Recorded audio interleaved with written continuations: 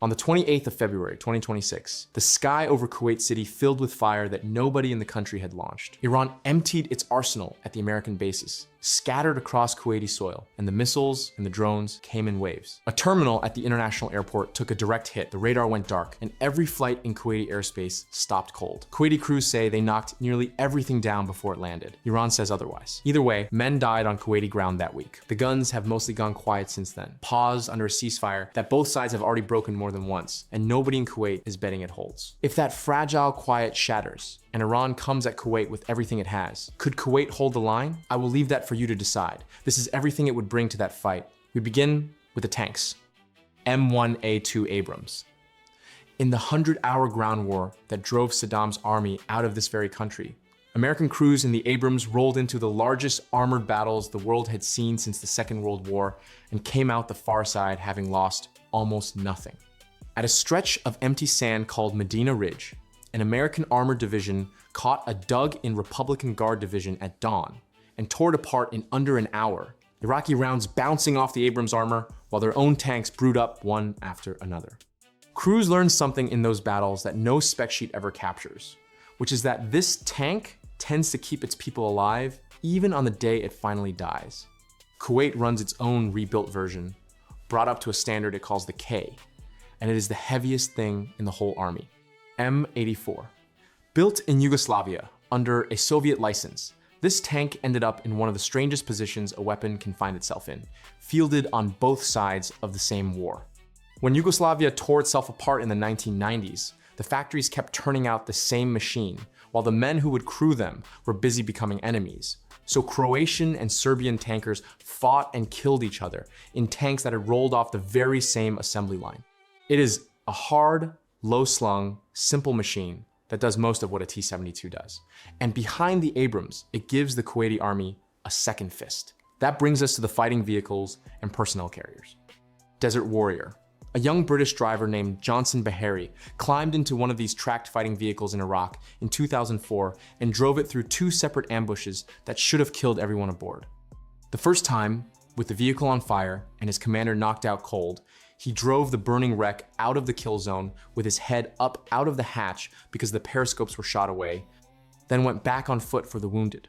The second time, a rocket went off inches from his face, and he kept driving until his crew was cleared before he collapsed. He lived, and he became the first man in over 30 years to receive Britain's highest award for valor and still be alive to wear it.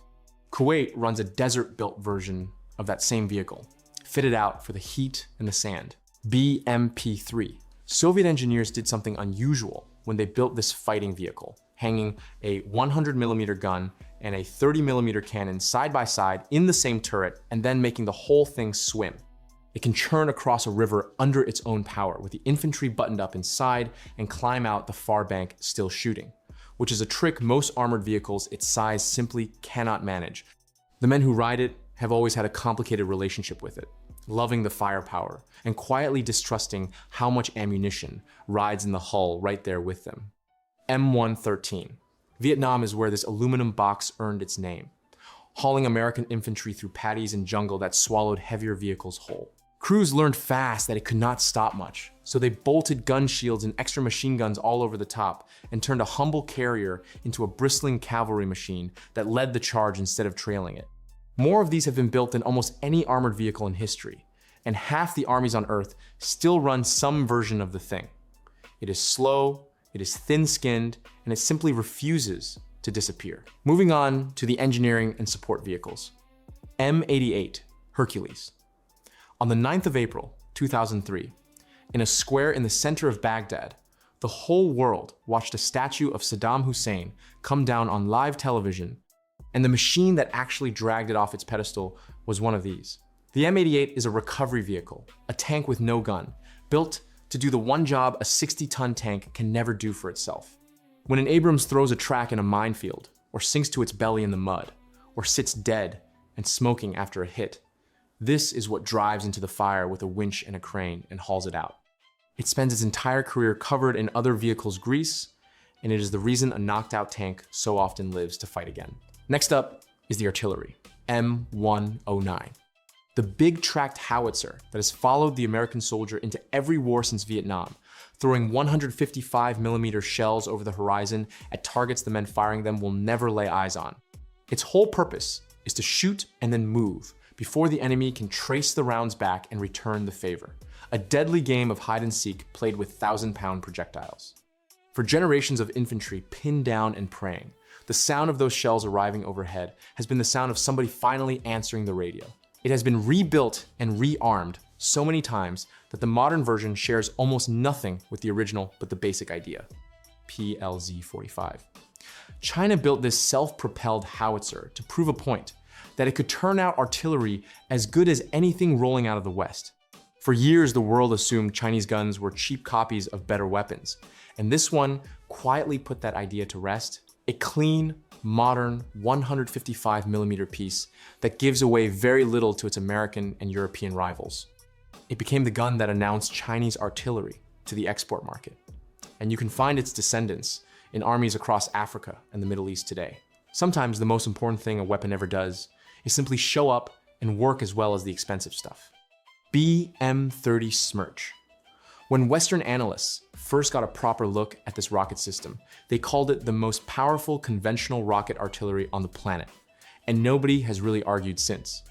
Each rocket is the size and weight of a small car, and a single launcher reaches out past 40 miles to drop a salvo that turns an entire grid square into churned earth and fire in a matter of seconds. It does not aim at a vehicle or a building. It erases the ground those things are standing on. Russia has opened more than one war with these, and the footage of a full battery firing at night looks less like artillery than the end of the world. That brings us to air defense, Patriot. Iran threw everything it had at Kuwait in the opening days of the 2026 war, and these were the batteries firing back, the night sky over Kuwait City lighting up again and again as interceptors climbed to meet incoming missiles. The Patriot has been the West's answer to the ballistic missile since the first Gulf War, when it became famous overnight chasing Saddam Scuds across the sky over Saudi Arabia and Israel. How well it truly worked back then is still argued over by serious people, but the system firing today is a different animal, carrying a newer missile that does not burst near its target, but slams dead into it and kills it with the impact alone. For a country sitting this close to Iran, it is the layer that everything else leans on, I-Hawk. Here is something most people do not know about the night Iraq invaded Kuwait in 1990. As the Iraqi Air Force came south, Kuwaiti crews on these older missiles did not run. 3 batteries stayed up and fighting, and before they were finally overrun, they knocked 23 Iraqi aircraft and helicopters out of the sky. A staggering tally for a force being swallowed whole in a matter of hours. The Hawk is medium range, decades old, and long since passed over for newer toys by most of the world. Kuwait kept faith with it, and on the worst day in the country's history, it was the gun crews on these launchers who gave the invaders something to remember. Skyguard. Not every threat coming over the horizon is worth $1 million interceptor, and that is the problem this older system quietly solves. When Iran's drones came at Kuwait in slow, cheap swarms, firing a top-end missile worth more than a house at a machine worth less than a used car made no sense at all, and that gap is exactly what a weapon like this fills. It pairs a fast radar-laid gun with a shorter range missile and sits over the airfields, and the oil works, swatting down the low and the slow things that the big batteries should never waste themselves on. In Kuwaiti firing tests, it has gone years on end without a miss. Modern war increasingly comes down to this. Not whether you can hit the thing, but whether you can afford to. Manpads. The shoulder-fired missile took the deadliest lesson of the late Cold War and put it in the hands of a single soldier. In the mountains of Afghanistan in 1986, a small team fired the first of these American missiles ever used in anger and dropped 3 Soviet helicopter gunships out of the sky in the space of a few minutes. Within a year, Soviet pilots had stopped flying low and stopped flying brave, and the whole arithmetic of that war had quietly shifted because of a weapon one man could carry on his back. One soldier, one tube, and suddenly, nothing flying low is safe. Now we come to the aircraft. Eurofighter Typhoon. At an exercise over the Nevada desert, a Typhoon flown by a European pilot tangled with the American F-22 Raptor, the most expensive air superiority fighter ever built, and walked away with a gun camera shot of the Raptor square in its sights. The footage embarrassed a lot of important people because the Raptor is supposed to be untouchable, And it proved that in a close turning fight, this European jet is one of the meanest things in the air. 4 nations built it together, a process that usually produces a committee's compromise. And instead, they produced a fighter that climbs like a rocket and turns like a knife. It is the newest and the sharpest aircraft Kuwait has ever owned, and the most advanced version of it ever sold abroad, FA-18 Hornet. On the first morning of the war, to free Kuwait in 1991, 2 American Hornets were running in toward a target loaded with bombs when Iraqi fighters climbed up to meet them. In the space of about 40 seconds, the 2 pilots shot down both Iraqi jets and then did something no fighter had done in quite that way before. They turned back onto the run and put their bombs on the original target anyway, having won an air-to-air battle and finished a bombing mission on the same sortie. The Hornet was built to do both jobs, and that morning, it proved it in front of the entire world. C-17 Globemaster III. In August 2021, as Kabul fell and thousands of desperate people swarmed the runway, an American crew made a decision that broke every rule in the manual. They dropped the ramp, let the crowd keep climbing aboard until the cargo hold was a solid mass of human beings, and took off anyway. Something around 640 people flew out on a single aircraft built to carry a fraction of that. And the photo of that packed cargo bay went around the world within hours. The C-17 can haul a main battle tank into a dirt strip, and it can carry a small town out of a collapsing country. And that day, it did the second thing. KC-130J Super Hercules. Propeller-driven and flying since before most of the men reading the news today were born, this old hauler once pulled off one of the most audacious rescues in military history. In 1976, Israeli commandos flew this aircraft more than 2,000 miles to an airport in Uganda, landed in the dark, stormed a terminal full of hijacked hostages, and flew them home. No jet could have done it, because no jet could land where it landed and lift off again loaded with frightened civilians. Kuwait flies the tanker version, the one that trails fuel lines so that fighters can drink in midair and stay up longer. It is old, it is loud, and there's still nothing on earth that does the job better. The very first shots of the war to liberate Kuwait were not fired by a jet or a tank, AH-64 Apache. They were fired by a handful of these attack helicopters, flying low and dark across the border hours before dawn to destroy 2 Iraqi radar stations and punch a blind corridor through the air defenses for the bombers coming in behind them. The mission was called Task Force Normandy, and it opened Desert Storm. The Apache carries a chin-mounted cannon slaved to the gunner's helmet, so it shoots wherever he looks, along with a load of missiles that can kill tanks before the crews ever hear it coming. It was built to fly straight into the teeth of the worst air defenses on Earth and come back out the other side. EC-725 Caracal. When a pilot goes down behind enemy lines, everything in a modern air force suddenly bends toward one single goal, getting that person back before the other side does. And this is the helicopter built to fly into bad places and do exactly that. French crews ran these into the deserts of Mali and the valleys of Afghanistan to pull out the wounded and the stranded, often under fire, often at night, landing where they had no business landing because somebody on the ground would not last until morning. It can refuel in the air from a tanker and reach deep into country a normal helicopter could never touch. Gazelle. Long before stealth and computers, French engineers gave this little scout helicopter a strange and elegant trick, burying its tail rotor inside a shrouded ring instead of leaving the blades hanging out in the open. The design made it faster and quieter than almost anything its size. And back in the early 1970s, it set world speed records that stood for years. Armies bolted anti-tank missiles onto its stubby wings and sent it out ahead of the tanks to be the eyes of the armored force, the first to find the enemy and the first to die if it found them the hard way. It is small, it is light, and in the right hands, it can kill things many times its size. And then the small arms, M16 and M4. The rifle that has fought every American war since Vietnam began its life, with a reputation it spent decades trying to live down. In the early days, in the jungle, it jammed at the worst possible moments. Men died with cleaning rods rammed down, fouled barrels, and a congressional investigation tore into how a rifle that good had been fielded that badly. The Army fixed the ammunition and the cleaning drills. The weapon settled into one of the most reliable service rifles ever made, and the shorter M4 carbine became the standard for soldiers who needed something handier in tight spaces. It fires a light, fast 5.56 round. Beretta 92. An Italian pistol beat out every American gunmaker to become the sidearm of the United States military for more than 3 decades, which did not sit well with a lot of people who badly wanted an American gun on an American hip.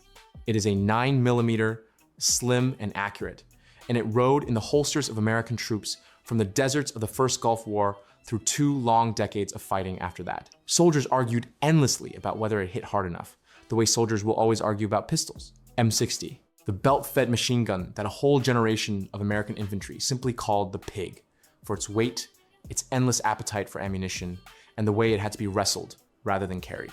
It hung off the door of every helicopter in Vietnam and anchored every patrol on the ground. And the man humping it was at once the most valuable and the most hunted figure in the squad. Hollywood fell in love with it, but the men who actually carried it had a more complicated view, because 30 pounds of gun and a long belt of 7.62 is a heavy way to make a living. It throws a wall of fire when a unit needs it most.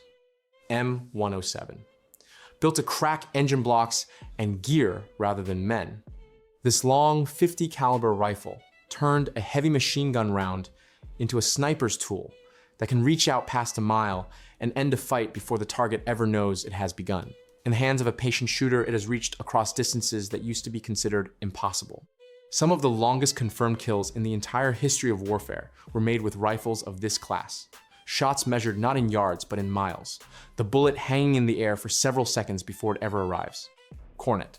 A Russian missile carried in a hard case and fired off a tripod that has become one of the most feared tank killers a foot soldier can carry, because it rides a laser beam straight to the target, and the modern armor that stops older missiles often does not stop this one. Its reputation was made in the summer of 2006, when Hezbollah fighters in southern Lebanon used these against Israeli tanks that were supposed to be nearly invulnerable, and shocked the world by punching clean through the armor of the best protected tank in the region. Every army that builds tanks studied what happened in those hills and went straight back to the drawing board on protection. One man with this on a tripod can ruin a multi-million-dollar tank's entire day. And finally, the Navy. Al-Muradim class, fast attack craft. In the last days of the 1991 war, the Iraqi Navy tried to make a run for Iran, and coalition aircraft caught the boats out in open water in what the pilots grimly called a turkey shoot, sinking nearly the whole fleet in a stretch of channel just north of Kuwait. The old Kuwaiti Navy had already been lost in the invasion, its boats captured at the dock or sunk trying to fight free of the harbor. What rose up in its place was a fleet of small, fast missile boats like these, built for the shallow, crowded waters at the top of the Gulf, quick enough to sprint and armed with sea-skimming missiles that can gut a ship many times their size. A navy this small can never fight for the open ocean. It is built to make the approaches to Kuwait a deadly place to come. Falaj 3-class missile boat. The newest steel in the Kuwaiti Navy did not come from America or from Europe, but from just down the Gulf Coast, built by the Emiratis, in a sign of how far the Gulf states have come toward arming themselves instead of always reaching across the ocean. It is a fast, low, hard-hitting boat designed to vanish against the radar clutter of a busy waterway and then strike with anti-ship missiles before anyone gets a clean look at it. The first of them slid into the water in 2025. For a small navy whose entire job is to turn its own front yard into a dangerous place to trespass, a boat like this is exactly the right kind of mean